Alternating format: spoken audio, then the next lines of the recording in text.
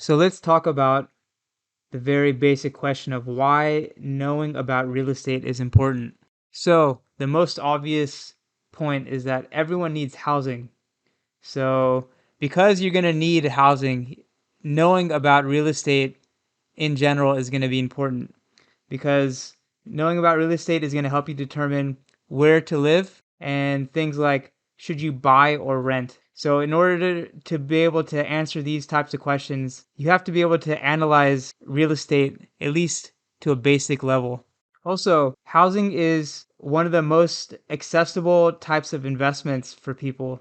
Based on the Federal Reserve 2019 report, there is a big difference between the net worth of Americans who owned homes. So in this case, $255,000 was the net worth of households that owned a home versus 6,300 for those households that do not own homes.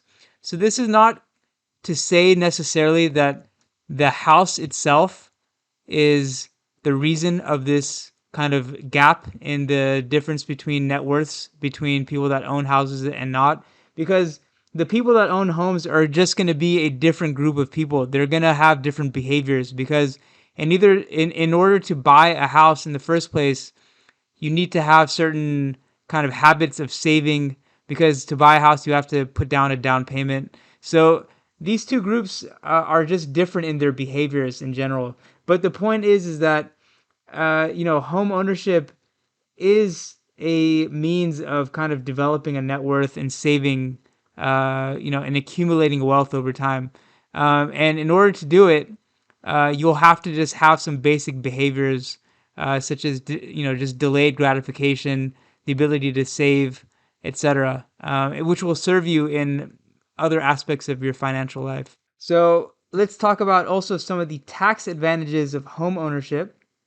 And this is for your primary home. So this is for a house that you're going to buy to live in yourself. In order to get a lot of these benefits, you're going to have to itemize your deductions on your taxes. And in another video, I basically will talk about this particular detail of itemized deductions. So you can refer to the video that I'll link to kind of understand what itemizing your deductions is. And this is as opposed to taking the standard deduction. And again, in the video, I'll explain in the video on the tax kind of implications of real estate that I'll link. I'll explain the difference.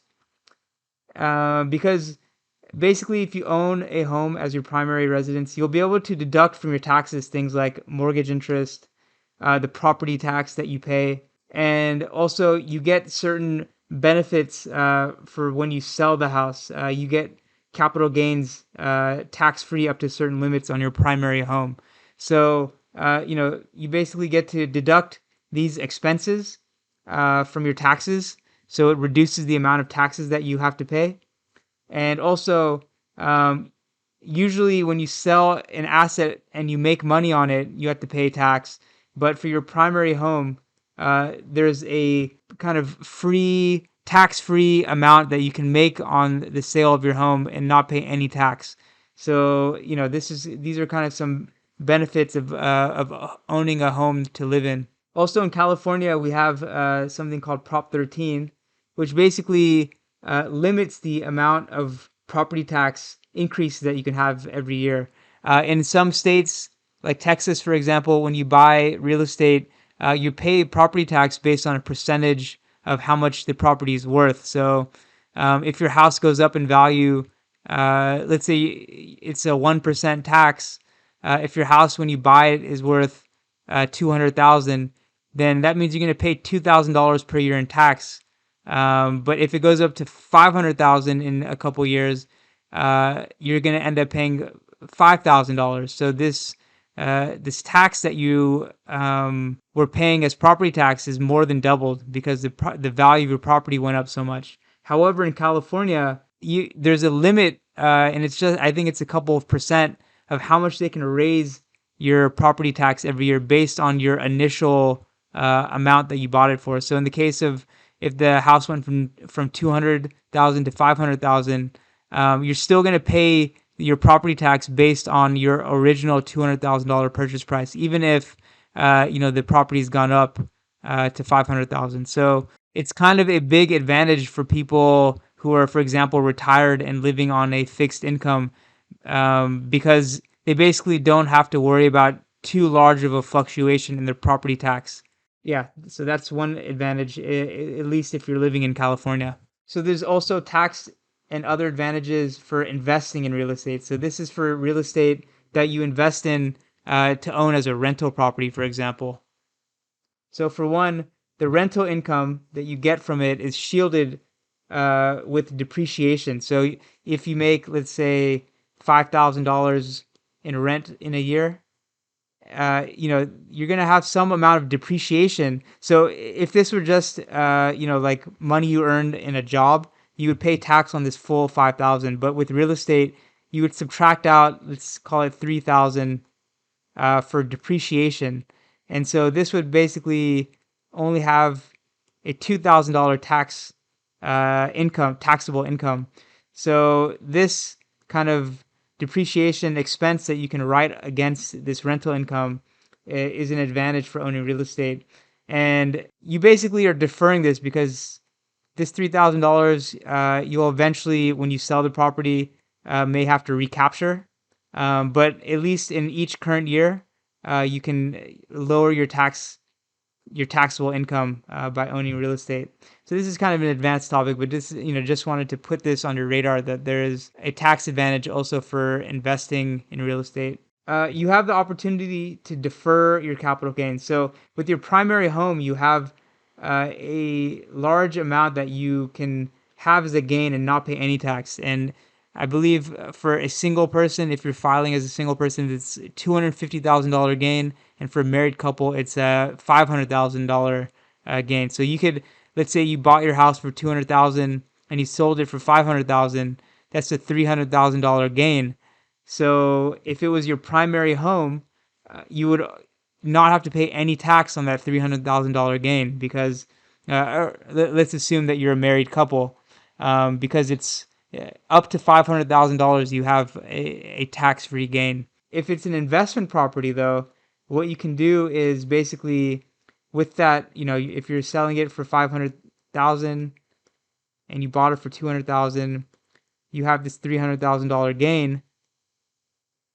You can basically take the proceeds of the sale, so you'll have this $500,000, and buy another property with it and not pay any tax on this gain. And it's called a 1031 exchange. So this is just a way that the tax code for real estate has certain loopholes where you can basically just not pay any tax. And you can even not pay tax ever until you die, because if you keep doing these exchanges over and over the years and you die, you can basically pass on your real estate to your heirs, and they will get what's known as a step up in their basis, which means that they'll not pay any gains on it. So you could have bought and sold real estate for many years, investment properties, and then when you pass it on to your heirs, there's no gain, or rather, there's no tax on the gain that was paid. So this is why people were outraged when Donald Trump's tax returns came out and were made public, and it showed that he paid very little in federal income tax. It's because of things like these kind of loopholes, and there's many related to real estate. This is just kind of the tip of the iceberg. That's not to say he didn't pay any tax, because he probably paid a lot of state tax, definitely paid a lot of property tax, but he just didn't pay any federal income tax because there are many tax advantages and legal ways of not paying or deferring tax if you're investing in real estate. And then you can also get cheap leverage, meaning that the loans that you can get for real estate are compared to other types of lending, very low interest. So you can basically, for this, let's say you're buying a $500,000 property, you can get a loan to cover $400,000 of it, and you would also have, depending on what the market is, a very low interest rate compared to kind of the prevailing interest rates in whatever kind of interest rate environment you're buying the property in. So you can basically only have to put up $100K of your own money, borrow $400K, at a low interest rate and own a $500,000 property. So real estate allows you to kind of get, this is known as leverage, where you're levering your $100,000 of your own money into a $500,000 property. Okay, and lastly, and maybe most importantly, or it's a very important point, is that it's psychologically easier to invest in real estate because it doesn't change in price, or rather, you don't see the change in price, every second like you do, like for example with stocks. If you put, $100,000 into the stock market, in the next year it could go down 20%, it could go up. It fluctuates a lot, and you can see the fluctuation just by opening your brokerage account and seeing the price at any given moment. Real estate, there's no similar transparency, real-time transparency. And so, all you'll really see if you own real estate is the rental income that you're bringing in every month. And you may have some sense of what the market is doing, but it's just psychologically easier not to see the value of the real estate going up and down like you can with stocks. And you're therefore less likely to sell at a bad time. And, that's kind of how a lot of people lose money in the stock market. They buy and then it drops and they get scared and they sell, and then the stock market rebounds and they kind of took the loss and could not ride it out psychologically. So with real estate, it's easier to kind of ride out the kind of downturns, as long as you are still generating rental income that covers your expenses, or you're able to fund any shortfalls with a job or whatever. It's just psychologically easier not to see the actual value of the real estate drop, and you can just kind of continue on and wait for it, wait for the tough times to pass, basically. Okay, so what are the factors that are important when you're choosing what market to either buy or rent or live in? So let's go over some of the major considerations. So an obvious one is access to jobs and employment. You want to live somewhere where you'll be able to work and find employment, unless of course you're retired or somehow able to work from home. Then it's not so important exactly where you live. But for most people, access to employment is going to be a key consideration. Access to transportation. So you want to see what neighborhoods, what towns, cities, even blocks, where you're looking. What is the access to transportation, including public transit, freeways, and if you're living in a city, the walkability. If you have children or are planning on having children, then the school district that a property or a neighborhood that you're looking at, how good the schools are, will be an important consideration. There are, within cities, the real estate prices fluctuate dramatically just one block to the next, because there's a school boundary cutoff between the two blocks, even though they are technically in the same neighborhood and maybe look very similar. If one is in a particular school district that's really good versus one that's not, the housing prices dramatically can be different. So schools are an important consideration, especially if you're planning on buying. Proximity to amenities. So, you want to be close to restaurants and cultural destinations, museums, sporting arenas, nightlife, things like gym, grocery store. So you want to be close to the things that you're going to need and want to be around. So just seeing how easy it is to get to those things, and just the general proximity, is an important consideration.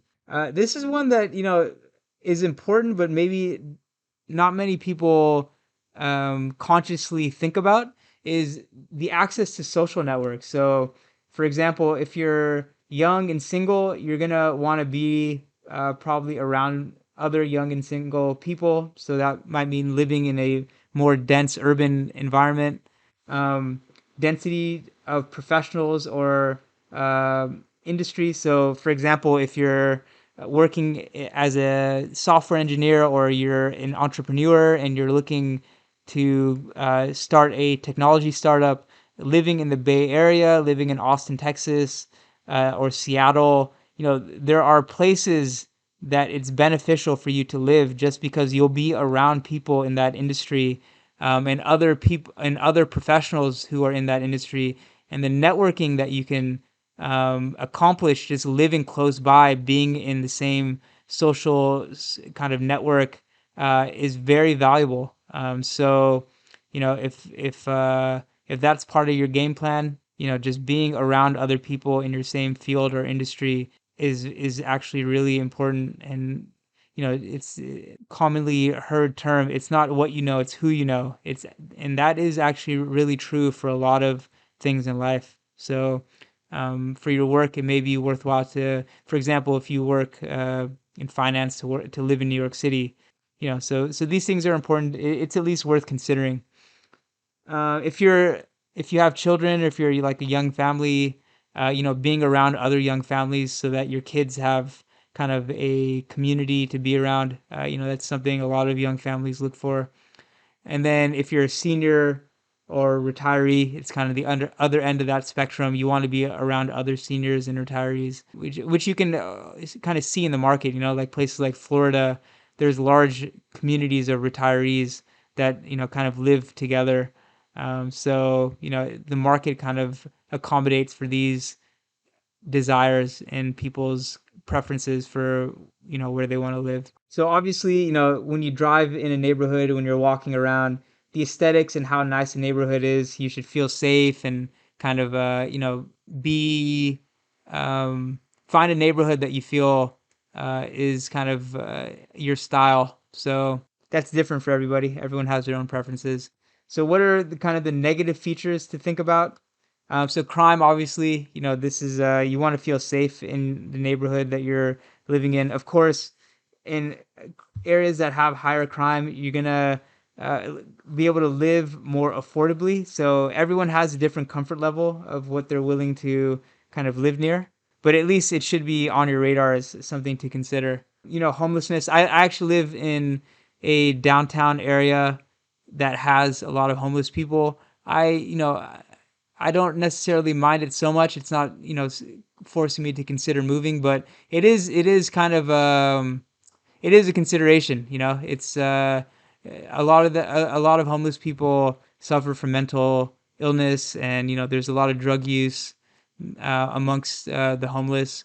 So being around that is definitely not for everybody. So it's worth considering what neighborhood you live in. This is predominantly a urban phenomenon. So if you're planning on living in a city, finding the neighborhoods that you feel comfortable with is worth doing. Noise and traffic. So some areas are noisier and there's more traffic than others. So that's definitely a consideration. And then liquidity. So this is more to do with if you're investing.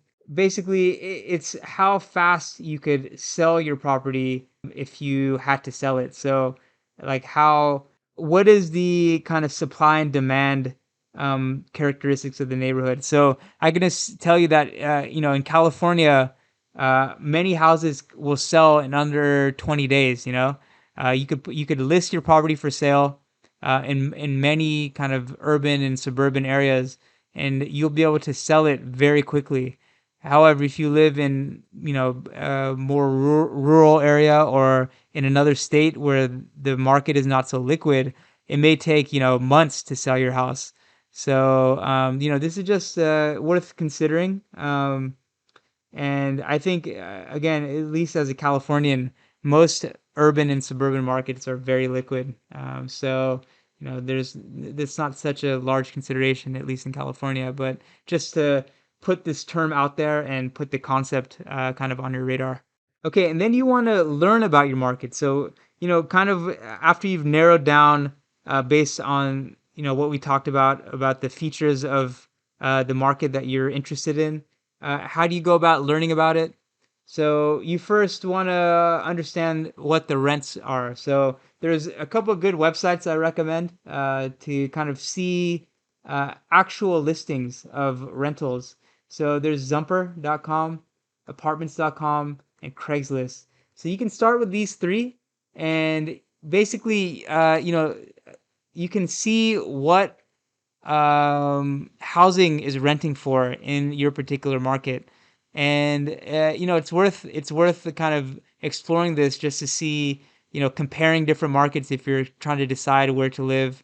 Getting a good sense of what pricing is for different types of rental units is an important kind of detail that you want to understand about your market. And so, you can also look at estimates like Zillow, but I actually recommend looking at actual listings, seeing what's actually on the market, what the pricing is, and kind of going from there instead of using like I think Zillow has a Z estimate for the rents, and other software might have or other websites might have an estimate, but it's worth actually looking at the actual listings and seeing the condition of the properties and stuff, and just getting a sense of like kind of what higher end larger units rent for versus like kind of lower end smaller older units. Okay, and then similarly to rents, you can figure out what property prices are, and they typically are correlated. So areas that have higher rents are probably going to have higher property prices, and so you can use websites like Redfin, Zillow, and Trulia uh, to kind of see what houses are selling for in the area and what they've sold for. So you can look at active, pending, and sold within the last 3 months. These are kind of good.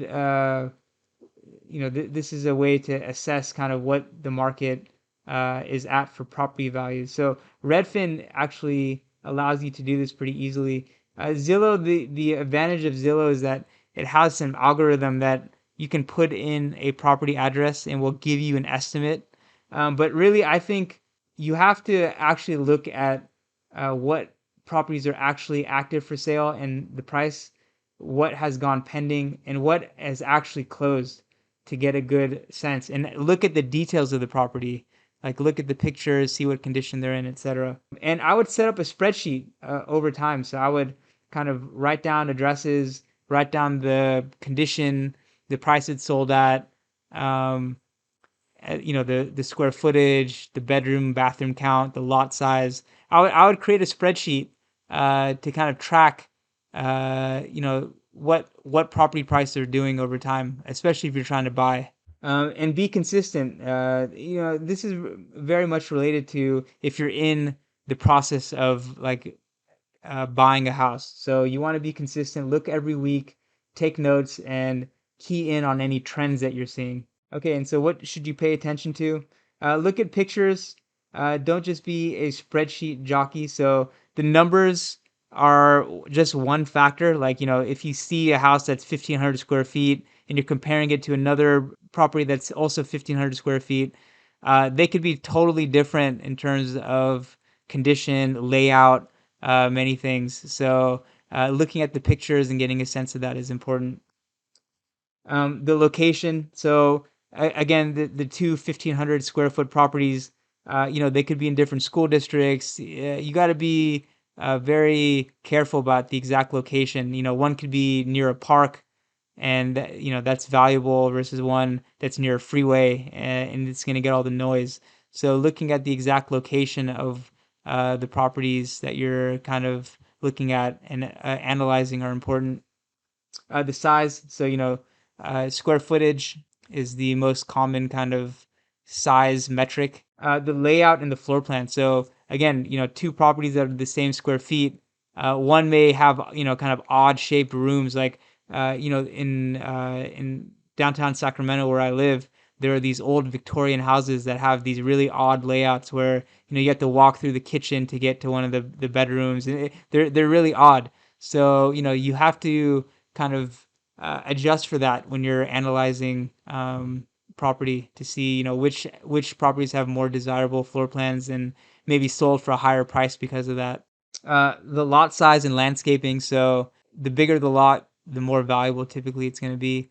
And the style and level of upgrading of the landscaping will be a factor. Does it have a pool? So looking at these types of things will help you kind of adjust when you're trying to figure out the value of things.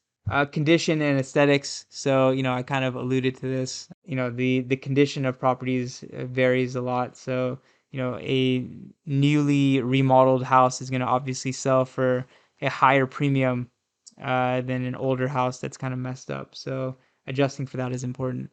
And I'm gonna have a video on just looking at different properties and adjusting and kind of doing an appraisal. So look out for that video because I'll take these concepts and kind of apply them for you to see to kind of show you how to take all this stuff into consideration.